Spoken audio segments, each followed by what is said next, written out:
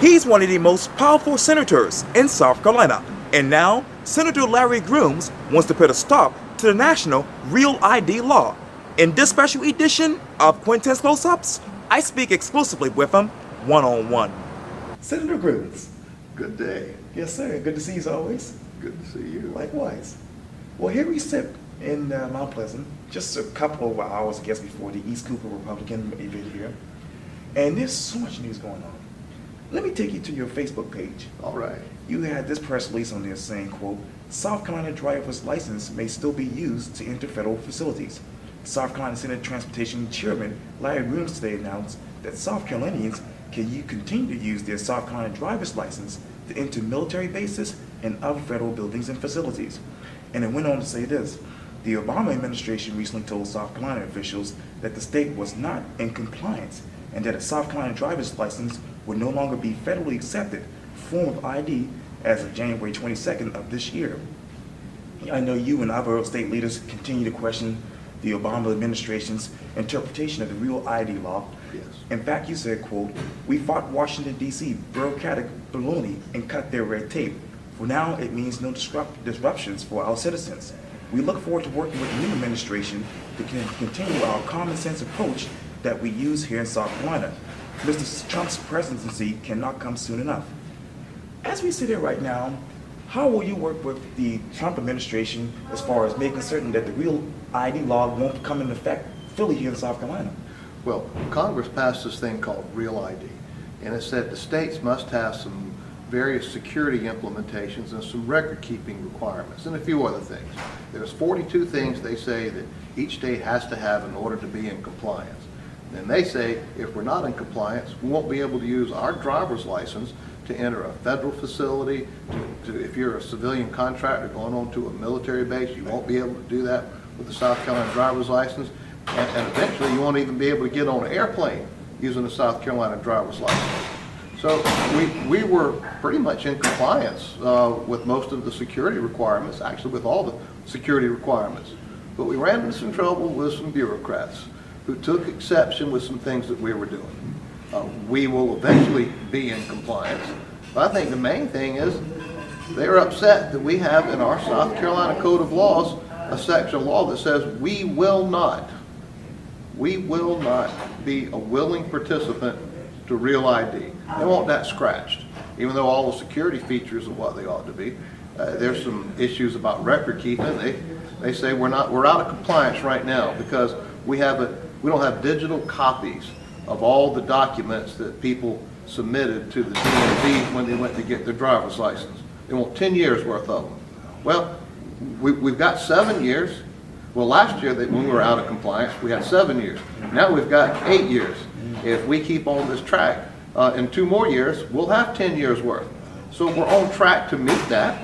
But what they want us to do is to bring everybody in that has a South Carolina driver's license and have them submit additional documentation and print another driver's license that'll have a little feature on there, a little mark on that says we're Real ID compliant. And that's over 3 million driver's licenses at a cost of tens of millions to South Carolinians, all because we got some bureaucrat with the Department of U.S. Homeland Security who disagrees with our interpretation.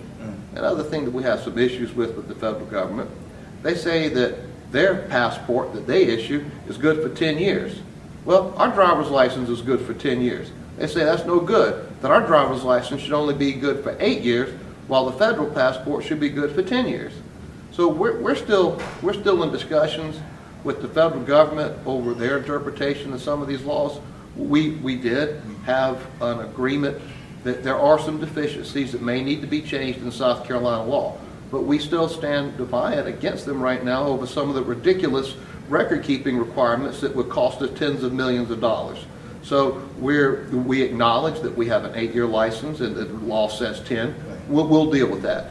But some of this other record-keeping stuff that would cost our state tens of millions of dollars and create additional burdens for many South Carolinians who have to go stand in line and get another driver's license, we don't believe we should subject our citizens to that.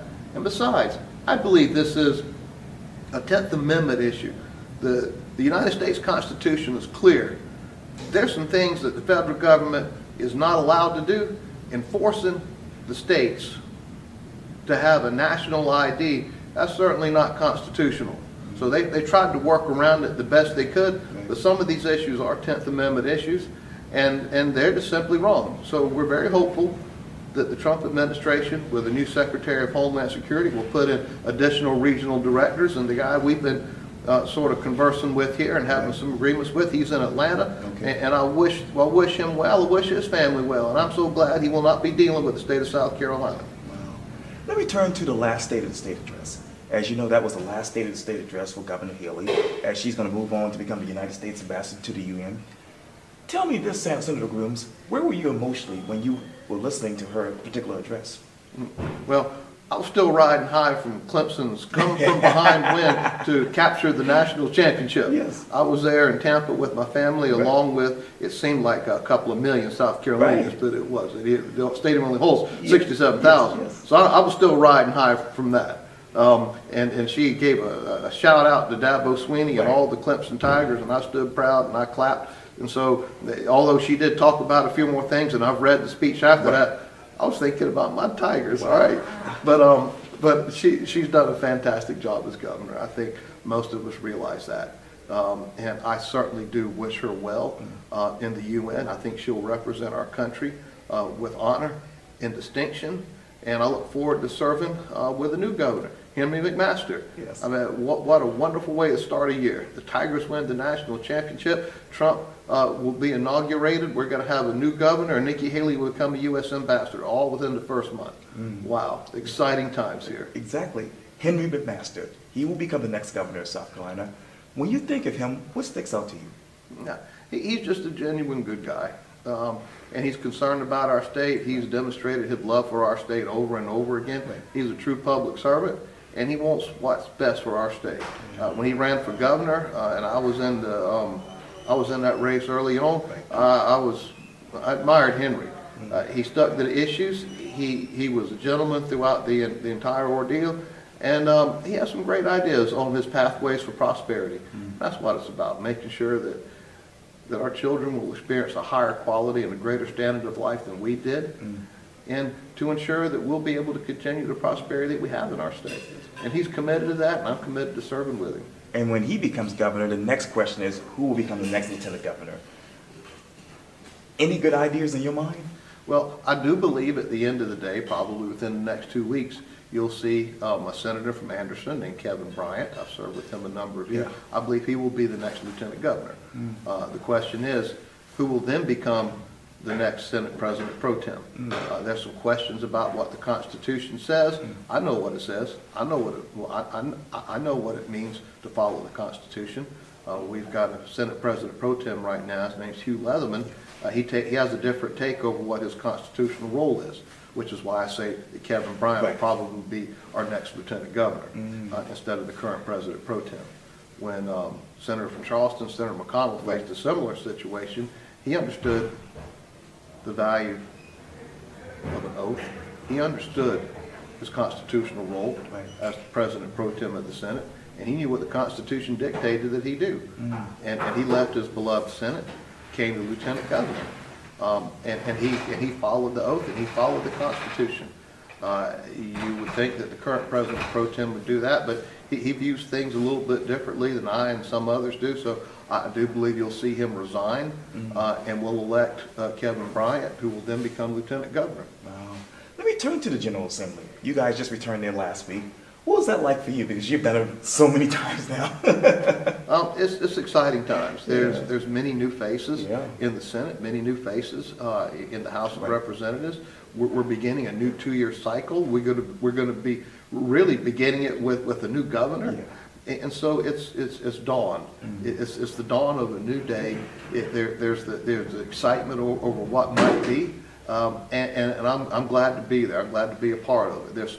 We have challenges in our states. We got a lot of things that we should be proud of, and there's some things that perhaps we should do a better job with. So with the new blood that's now in Columbia, maybe we'll be able to be challenged a little bit more than what we have been, and be able to do some really remarkable things for the people.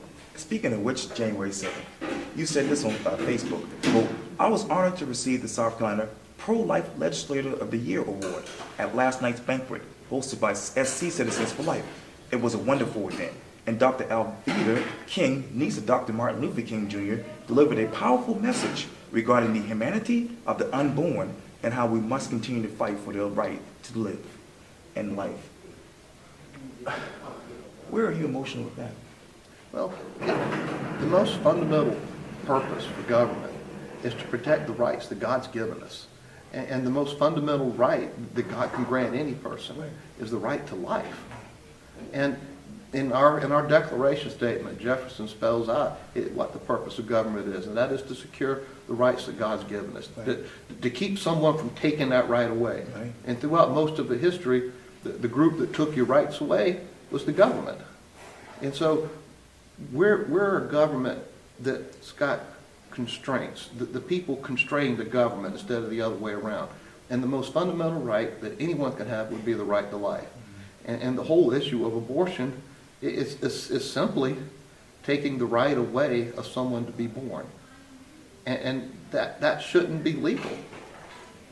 Even an unborn child deserves the right to life, and I think they have a constitutional right to that life. Although the Supreme Court in 1972 said a little bit different. What the Supreme Court in 72 said was that the privacy of a woman outweighs the right of that child to be born. Well, I think they got that wrong. The Constitution does not say a woman has a right to an abortion. It says a woman has a right to privacy. And so that ruling also went on to talk about that certain privacy issues and issues regarding the child, as technology and science gives us more information about a developing fetus, perhaps we should reevaluate this. And I think it is time to reevaluate Roe v. Wade. I'll stand for the rights of people, born, unborn, rich, poor, black, white. I will stand up for the rights of people. But the most fundamental right any of us have is the right to life. And if we can't guarantee the right to life, then we really can't guarantee any rights. Senator Larry Grooms, thank you so much for your time. I really appreciate it. My pleasure to be here. Thank you. you. Thank you.